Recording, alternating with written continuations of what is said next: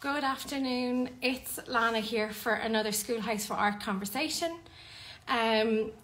This is one of my favourite times of the week, and it's so encouraging to get all of the feedback that we've been receiving, that other people are enjoying these conversations as well. Today I am actually not in the Schoolhouse for Art. I feel like I'm backstage of somewhere spectacular. So I am backstage in the grounds of Rusborough House, and there'll be more news about that later on. But today my chat is with the lovely Kayla Martell, who is from Canada but is living in Wicklow. We met Kayla initially in a class with Dave West, and afterwards Dave came in and pulled Neil and myself aside and said, this is a girl to watch. And boy, has she been busy, and her work is stunning. It's a carnival for the eyes. There's so much colour and play, and the compositions that she uses are simple yet brilliant, and even little details away from the main subject of the painting just take your eye all around the canvas, and they are a joy to set your eyes upon. So if you haven't checked out Kayla's work, I strongly recommend that you do. She is incredibly busy at the moment, but I am really delighted that she's going to take some time and have a chat with us today. So let me see if I can get Kayla on, and we can learn a little bit more.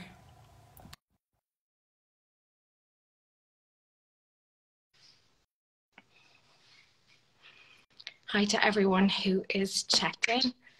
Kayla. Hiya. Hello, lovely. How are you? Good. How you doing? I'm good. Yes, I've literally just put my bum on a seat, so I feel a little bit frazzled. We've kind of been our tails a little bit this morning, but I am glad I am not too late to check in with you. Yeah. We're already loads and loads of hearts popping up from obvious fans, I think, of you and your work. Yeah. I saw Dave West join. I was like, Dave, don't join. And he said he wouldn't, and then I saw him. I was like, he lied. Join. I know Dave is well, I don't know if you heard me chatting before. I did. Yeah. Do you remember that moment? Like, was how far into your art kind of journey was that when you met Dave at the Schoolhouse? Yeah. I mean, I guess earlier on in Ireland and whatnot. So yeah, Dave was one of the first artists that I think I really met in Ireland, along with Louise and Wicklow as well. And yeah, has obviously been hugely influential. So. Yeah. Dave said yes, he lied. He does that, Dave. But it's lovely to have him here. I know he's a big supporter of you and what you do. Yeah. He told me that it was from a painting toilet that you did that set your Instagram on fire, that it just went viral. And yeah. How did that come about? Yeah. It was, I guess I started doing some of the washrooms. Actually, Dave was over, and then he saw the washroom paintings I had done, and he was like, I think there's something with the washrooms, Kayla, you should keep doing those. So I did, and I did the toilet and the bathtub, but it was the sink that everyone seems to really like. Lisa follows me on Instagram, and I don't know exactly why. I mean, I like the sink, of course. I like a lot of my paintings, and some of my favorite ones no one else likes. But yeah, definitely the sink. Everyone seemed to, there was a lot of nice comments on that one, so yeah. Yeah, I guess we all have a sink that we're familiar with. Maybe we all bonded over the fact that our sink's enough attention and love, and yeah. you in your painting. Yeah, actually, how a lot of people say that. They were like, oh, this reminds me of my grandmother's sink or my mother's sink, or this like just certain image they had, like of their past or a parent's house or something. That's true, actually. Yeah. Yeah.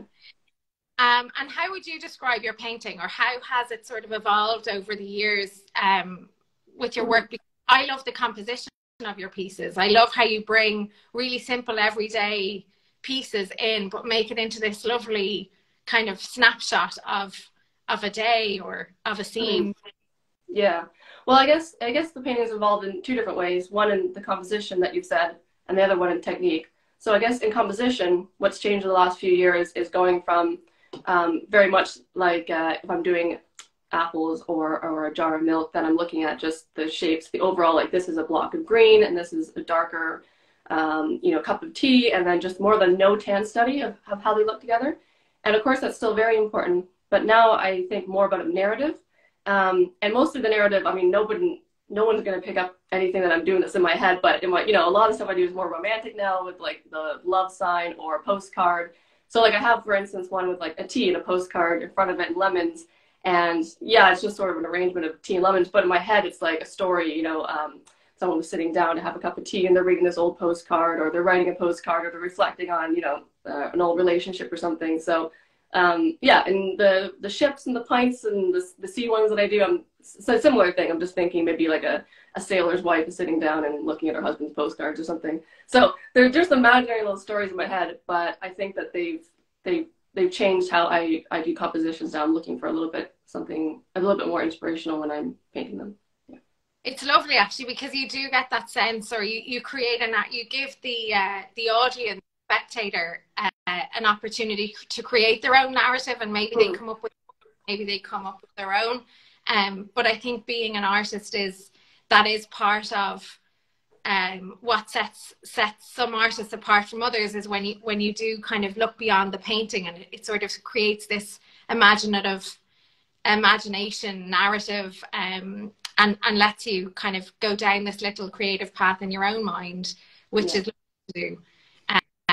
I was only listening to something this morning where actually was a Blind Boy podcast, and he was talking about how cameras, like artists had to come up with other ways to capture moments, because the camera was invented, then artists had to try and create something beyond what the camera can do. And I think, it is lovely to see that kind of expression come through from an artist's paintbrush and technique. Yeah, thank you. You've also started to impart your wisdom, and I'm delighted that we're going to start building a workshop for you to do out in the Schoolhouse over the summer.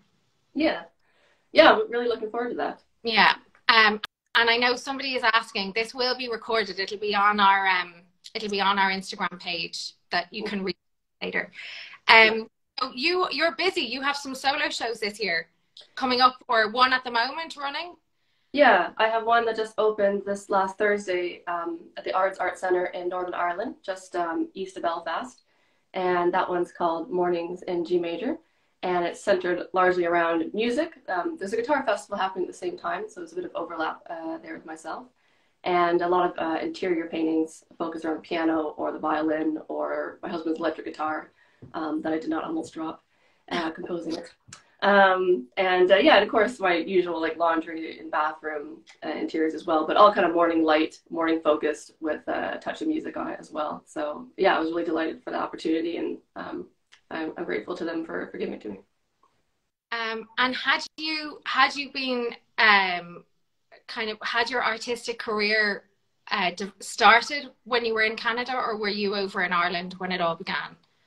Yeah, I mean, I guess I dabbled in art before, but Ireland was really where I found a lot of success, and also the art community here is really lovely. Like, Irish people are amazing and hilarious, and once you get to kind of know how the banter, I suppose, I just really found the art community super welcoming here from the very beginning, and I'm really grateful that I've had so much opportunities in Ireland. I feel like there's a lot of support for artists, at least in my experience, and the people here. So yeah, very grateful. And how did you kind of make that? How would you, if you were kind of giving anyone advice on how to manage the Irish artist market or industry? Because I know even local artists here, they can find it that actually, there might be more support overseas, or it's hard to sort of know which angles to, do you go into galleries? Do you try and run your own shows? Do you contact the societies and councils, or what was your experience? Or is it really that you just start talking to other artists and see what their experience is? Yeah, well, I guess everyone's gonna have different experience here. I think with a lot of things that I've had in life, I've been very lucky, and opportunities have come to me, and so I guess what I've done is just put the painting first. So I just paint as much as I can. I make as much of my life about painting as possible, and I find opportunities come with that. Meeting other artists, I mean, Dave, as an example, you know, forwarded me on to Denise at the Doorway Gallery. That was a huge favor that he did. And, but, you know, that came from just putting the painting first. And yeah, I think I've just been very lucky. Every opportunity leads to another one. And mostly I say like yes to everything. I put my work in as many exhibitions as I can. I applied to everything. I had a goal last year of 25 rejections, and I almost got it. I was at 20, and then some of them started, a lot of them were being accepted. And I was like, oh, I better not get any more things accepted, because that's probably how I end up with three shows this year.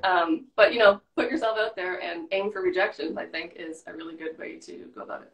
Oh, that's really helpful, actually, because I think usually it's the other way around, where people just want to make sure that their work is being accepted, and then I think the disappointment when a rejection happens can actually then stifle you from the projects. And I think putting your art first and putting your work first before everything, because of the passion and I guess the sort of the urge that you have to do what you do, that it's just continuing in that way. Yeah. Well, someone once told me, they were like, it might have been Dave. I can't remember who said this, so apologies if it's Dave, not giving credit. But they were like, there's you and there's you incorporated.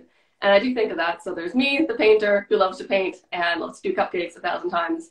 And then there's like Kayla Incorporated, you know, and we're different people. So Kayla Incorporated's job is just to apply to as many things as possible and handle all of that. And then my job is kind of like totally separate from that, you know, like I just have to paint what I love, and look, every brushstroke is what I love, and if that's where I want to go with it, and the Kayla Incorporated is dealing with everything else, you know. So I guess if I separate the two, it makes it easier.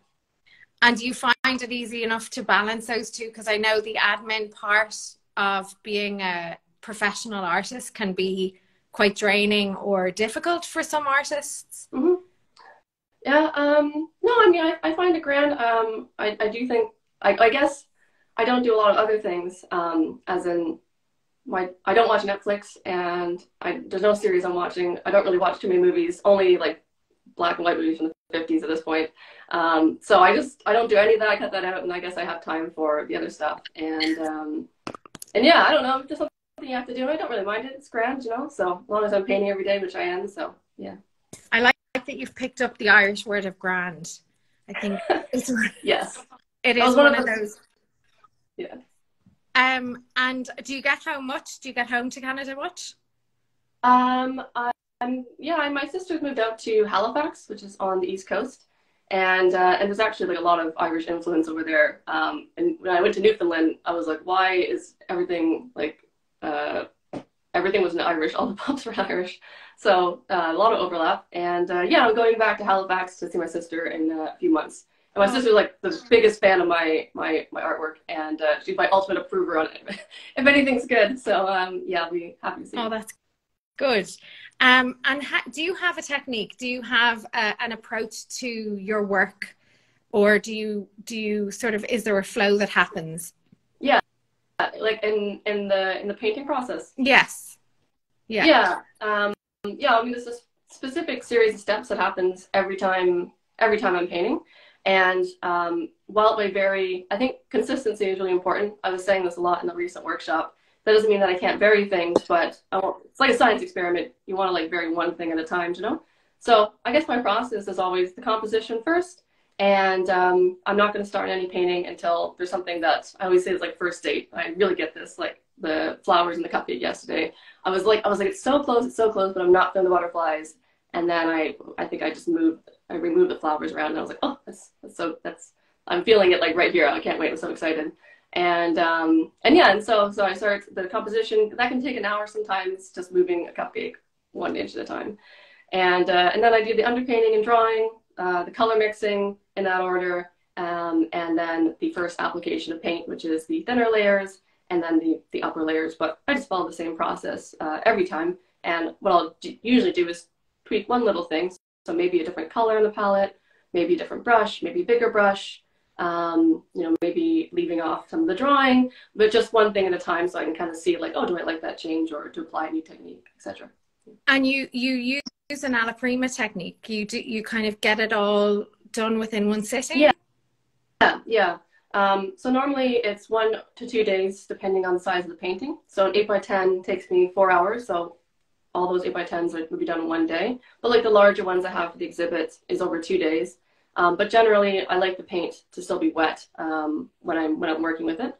And because my first layer of paint is often thinner, so the darks or the form shadows I put on first, I put on with a bristle brush and thinner strokes, it lets me pull the thicker paint over top. So I can work easily with it with multiple layers, even when I'm painting alla prima.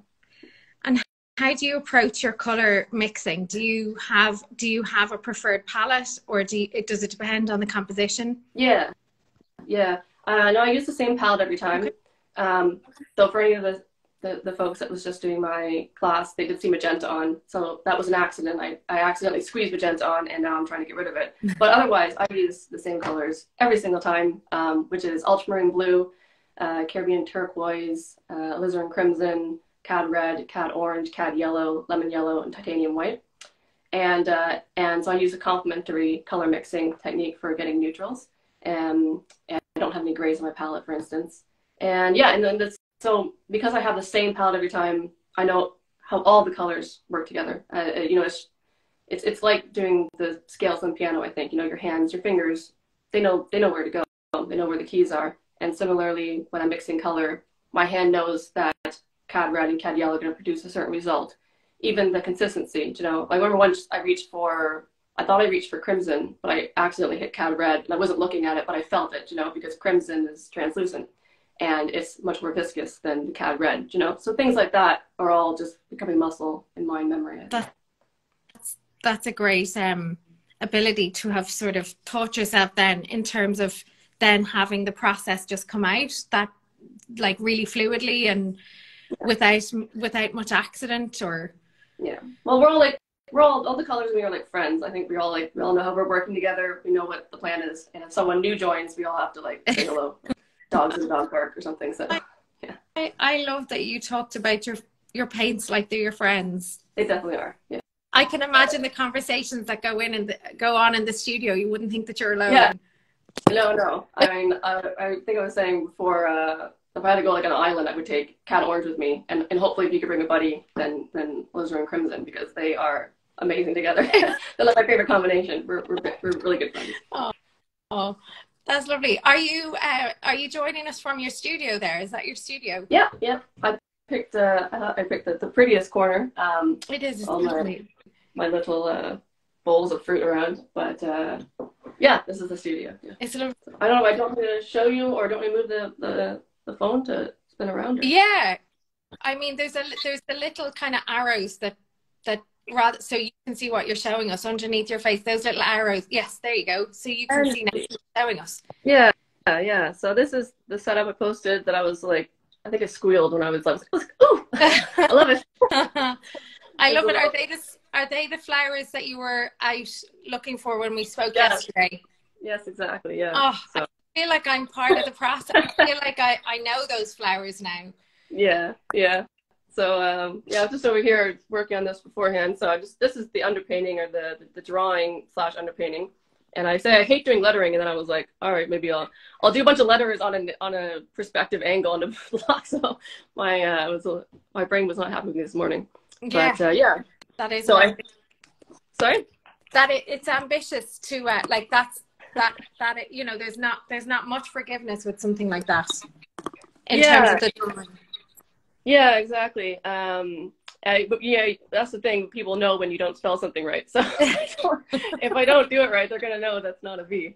But yeah. So So this is just this side where these are some of the paintings down here that I have for the exhibition coming up, and these are all my shoes. Still life props go in the drawer, and I have a drawing. This is where the paintings. Yeah, paintings kind of dry in here. And all the supplies up at the top. I think I saw this Berenstain Bears book that used to have them all like organized like this. And since I've ever read that as a child, I have this in my mind that I want my art supplies organized like that. Oh, and, yeah. I mean, that's basically lovely. you're going far too quickly over the beautiful pieces of work that you have. You'll have to zoom in and show us Oh yeah. maybe some detail of the paint application, or not just Yeah.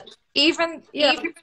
how the laces have been laid out, and it's been so thoughtfully done. Yeah, this is probably one of my favorite ones this year. Again, one of those ones that it's just my personal favorite, but probably nobody else's. But yeah, this there was a lot that I just really liked about this. It came through, and it was that that narrative that I was saying before. Of course, this is just a pair of shoes, but in my head, I'm writing the story at the moment. In my head, this is this pair of shoes that this girl in the book is wearing, and she's very like floopy and all over the place and clumsy, and I kind of felt like that when I was painting it. As in, the swirls, a lot of the brush marks are moving in swirls, and I was very much looser with this. And I think there was a joy when I was painting it. The shoes that she's left by the door for someone to trip over, and the lace is undone. So all of that is kind of part of the narrative in my head, even though it's just a shoe. But yeah, so that would be an example of like the thinner underpainting. So the first application is much thinner, Yeah. and then you can see how thick. I know it's a bit blurry there, but you can see how thick that is on the upper layers.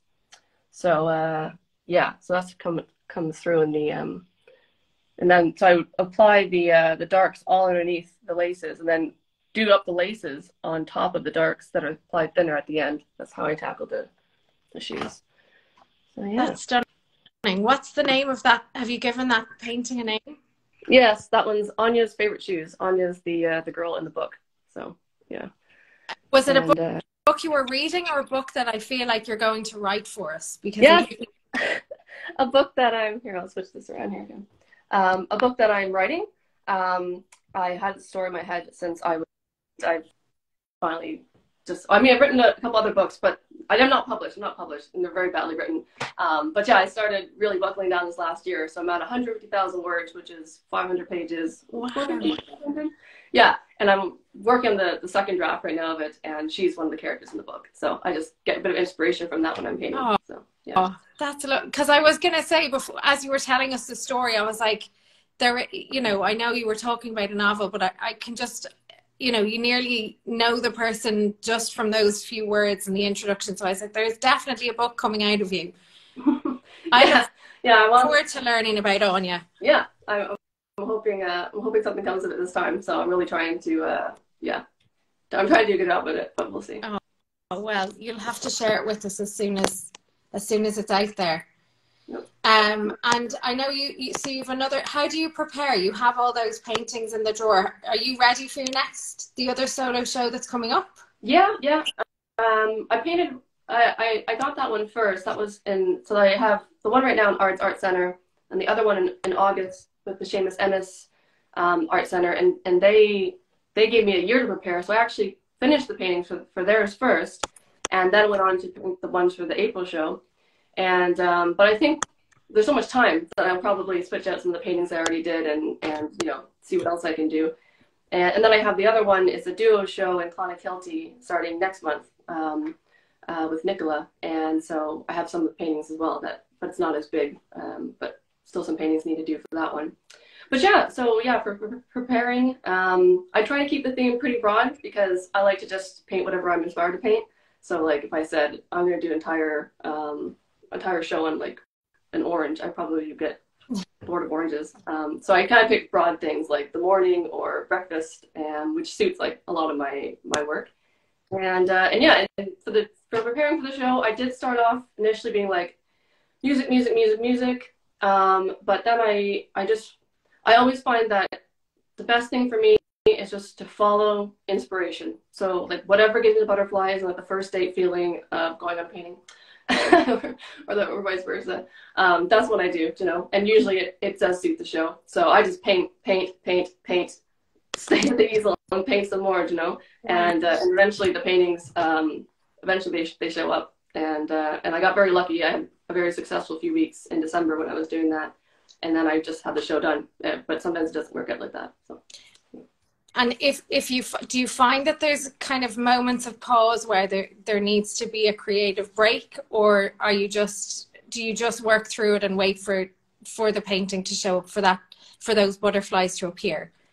Yeah. Well, most of the time I really do just paint every single day, and when I don't have a successful painting, I angry paint. I just paint even more. So, but sometimes that's not always good. And Dave was saying there, you know, that back in December he was like, oh, you know, it's good. You probably just need, like, you know, take a few days, right? And then Christmas came, and I did have a few days off painting, and actually it did really help because I just got so excited. I got so like anxious to be painting again, and was kind of rejuvenated, and then came back in January and just painted a whole bunch of successful paintings in January. And so I guess the break does help, but I don't like to take it. I guess that's what I'm saying. Yeah. It can be hard to give yourself a rest, especially if you've worked at the tempo that you've been working. I mean, on your website, when you're looking through everything that you did in 2022, the list is like you're scrolling on, and all those duo shows that you did, it was like you could just see you going, yep, sure, I'll be there. I was thinking she must have, like, you know, doppelgangers of her running around and, you know, managing to create all of the work. You know, there's someone in the so even, you know, your Kayla Incorporated, you know, there must be several of these people running around as your doppelganger. Yeah, it did get just completely mad. It's like all the exhibitions and stuff, they all tend to fall at like the same time, and sometimes it's just completely mental. And I, like, last year I drove the ferry over 6 hours to Cornwall to go to, like, this exhibition, and then dropped the paintings off, and then drove all the way back, and so it can all be a bit mad, but I'm a bit mad too. So you're not. You're lovely. I think it's you know, it sounds like you're able to just even roll with the excitement of it and the diversity of the days, while also just making sure that you're dedicated to doing what you love at the end of the day. That I know that you're saying, you know, that the art has to come first. So even having that in your head when you're driving all your paintings, imagine like your pet, or, you know, something that you've poured passion and love into. All of your paint friends are there together, and then you leave them to their thing in Cornwall. And really just follow that is inspiring, you know, and it's lovely. I think I can see that when I look at your work, how passionate you are and how playful you are, and how much each piece and each brushstroke means to you. You know, I do feel like you get to journey with you when you see your paintings. So they're joy to look at. They're joy. And it has been really lovely getting to know you. I know I get to know I've obviously know you from coming to the Schoolhouse a couple of times, and working with Dave, and then doing live drawing with us from time to time. But it's been really nice having the chat with you, coming up to this live, and then getting a workshop together for the summer. So thank you so much for your time and for saying yes again. I'm glad. I'm hoping that it doesn't burn you out at any stage saying yes so much. But I know that I appreciate it. I really appreciate it.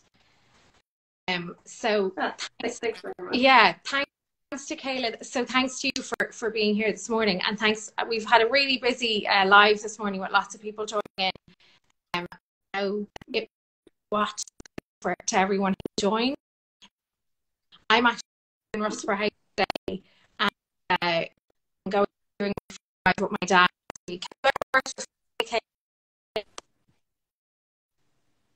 Kayla. Oh, she's gone. Oh, sorry, oh no, it's okay. Sorry. I was just saying I'm doing my first live with my dad, who's the founder of the Schoolhouse for Art, next week. And I'm wondering if you've ever worked with family. No. No.